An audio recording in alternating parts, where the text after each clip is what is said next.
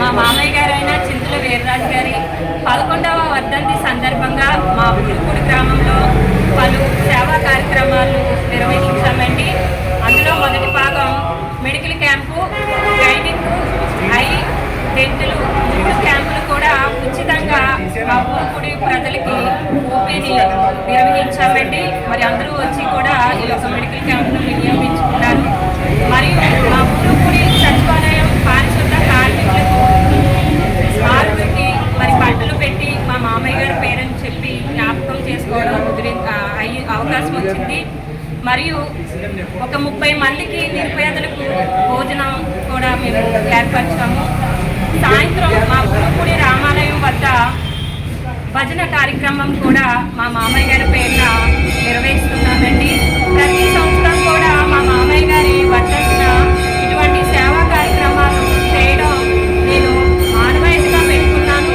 ఎందుకంటే ఆయన నా మీద చూపించిన ప్రేమ విధానాలు లెక్కలేనివంటి, తన కూతురు కన్నా నన్ను చాలా ఎక్కువగా ప్రేమగా నన్ను ఆదరించారు. నాకు తండ్రి లేడు, తండ్రిని మర్చిపోలేనన్న లోటుని కూడా నా మెట్టింట్లో మా మామయ్య గారి ద్వారా నేను మా మామయ్య గారితో నా తండ్రిని చూసుకోవడం జరిగింది. ఆయన లాస్ట్ పుష్కరాల్లో స్నానానికి వెళ్ళి సడన్గా హార్ట్ అటాక్ వచ్చి చనిపోవడం జరిగిందండి. మరి ఆయన పేరున త్వరలోనే చింతల వీర్రాజు సేవా ఫౌండేషన్ అనే సంస్థను కూడా నేను స్థాపించాలని నిర్ణయించుకున్నాను.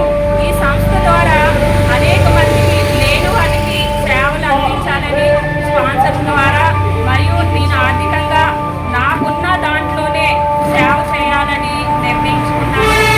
మరియు మా మామయ్య గారు 1950లో జన్మించారండి. ఆయన అప్పట్లోనే డిగ్రీ చేశారండి, బిఏడే. ఆయన ఒక్కొక్క చేతికి 6 ఏళ్ళు ఉంటాయండి. మన పులుపూడి కోరుకొండ రాజనగర్ మండలంలో 24 ఏళ్ళు కలిగిన వ్యక్తి ఎవరున్నారంటే చింతల వీర్రాజు గారు. చాలా మంచి వ్యక్తి అండి. గవర్నమెంట్ ఉద్యోగం వచ్చింది, బ్యాంక్లో రిజెక్ట్ చేసేసారు.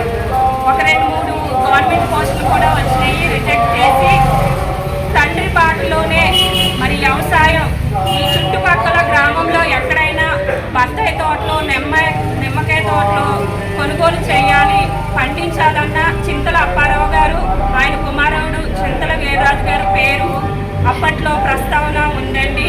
తండ్రి బాటలోనే ఆయన ఉద్యోగాలన్నీ మానేసి వ్యవసాయానికి వెళ్ళి వ్యవసాయంలో చూస్తూ మరియు లేని వాళ్ళకు కూడా సహాయం చేస్తూ ఉండేవారండి. చాలా మంచి వ్యక్తి. ఆయనని స్మరించుకుంటూ ఈ రోజున నేను ఇటువంటి కార్యక్రమాలు చేపట్టానండి. మా మామయ్య గారి మేనత్త అయిన ఎన్నేటి కాంతం గారండి, 81 సంవత్సరాలు.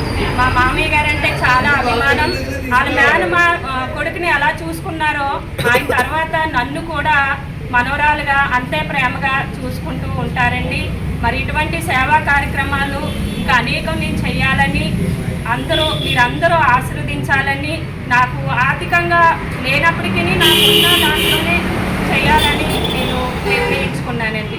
ఈ యొక్క కార్యక్రమాన్ని జయప్రదం చేసిన మీ అందరికీ ధన్యవాదాలు, మీడియా మిత్రులకి ధన్యవాదాలు.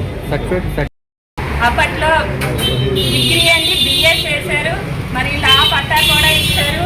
మరి అప్పట్లో ఫోన్లు కానీ ఈ నెట్వర్క్ కానీ లేదు. మా మామయ్య గారికి వాళ్ళ మామగారు తాపీశ్వరం పాల్శెట్టి రామారావు గారు ఉత్తరాలు రాసేవారండి. నేను ఎప్పుడూ కూడా ఇలాంటివన్నీ ఆయన పేరు చెప్పి నేను జ్ఞాపకార్థంగా దాచుకుంటాను. మరి తెలుగుదేశం ఉన్నప్పుడు ఫస్ట్ పెన్షన్ పెందొత్తి వెంకటేశ్వర గారు ఉన్న పరిపాలనలో మా మామయ్య గారికి మొదటిసారి పెన్షన్ వచ్చిందండి. మొదటి నెల వాళ్ళ అమ్మాయికి ఇచ్చారు, 2వ నెల పెన్షన్ నాకు ఇచ్చారు. 500 కాయంతో నేను దాచుకోవడం కూడా జరిగింది. అప్పట్లో 500 నోటు కొట్టేశారండి, కానీ నేను మార్చుకోలేదు 500. మా మామయ్య గారు ఇచ్చిన జ్ఞాపకార్థంగా 500 నోట్లు కూడా నేను దాచుకోవడం జరిగింది. ఆయన సేవ, ఆయన మంచితనం, చింతల అప్పారావు గారికి ఉన్న పేరును నేను నిలబెట్టుకోవాలని సంకల్పం కట్టుకున్నానండి.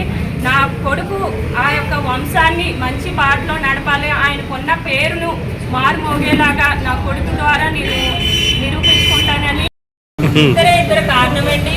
ఒకరు ఆ భగవంతుడండి, నేను నమ్ముకున్న ఆ భగవంతుడు నన్ను ధైర్యంగా నిలబెట్టాడు. రెండోది కూటమి ప్రభుత్వం అండి. ఈ కూటమి ప్రభుత్వం వచ్చాక నేను చాలా ధైర్యంగా బయటకు వచ్చి ధైర్యంగా బ్రతుకుతూ జిరాక్స్ షాప్ నడుపుకుంటూ నా 3 పిల్లల్ని చూసుకుంటూ మా ఊళ్ళో ఉన్న పెద్దవాళ్ళ సహకారంతో ప్రజల సహకారంతో నేను ధైర్యంగా ముందుకెళ్తున్నానండి. మరి అందుకు కూటమి ప్రభుత్వానికి చాలా రుణపడి ఉంటాను. గతంలో నాపై ఎన్నో దాడులు, ఎన్నో బాధలు, ఎన్నో కష్టాలు అనుభవించానండి. ఈ కూటమి ప్రభుత్వం వచ్చాక ఒక బీసీ మహిళగా నేను అన్ని కార్యక్రమంలోనూ ముందుండి మరి లేని వారికి సహాయం అందిస్తూ స్పాన్సర్ల ద్వారా సహాయం అందిస్తూ నా యొక్క సేవలను ఇలాగా ముందుకు తీసుకెళ్తున్నానండి. అందుకు కూటమి ప్రభుత్వాన్ని నాయకులకి మా గ్రామ పెద్ద నాయకులు ఉన్నారండి, అడప శ్రీనన్న, కేశవరా అన్న, మరి మా మాజీ ప్రెసిడెంట్ అన్న, ఇంకా చాలా మంది ఉన్నారండి. వాళ్ళందరి సహకారంతోనే, వాళ్ళందరూ నా వెనకాల ఉన్నారన్న ధైర్యంతోనే ఈరోజు నేను ఇంత ధైర్యంగా ముందుకెళ్తున్నానండి.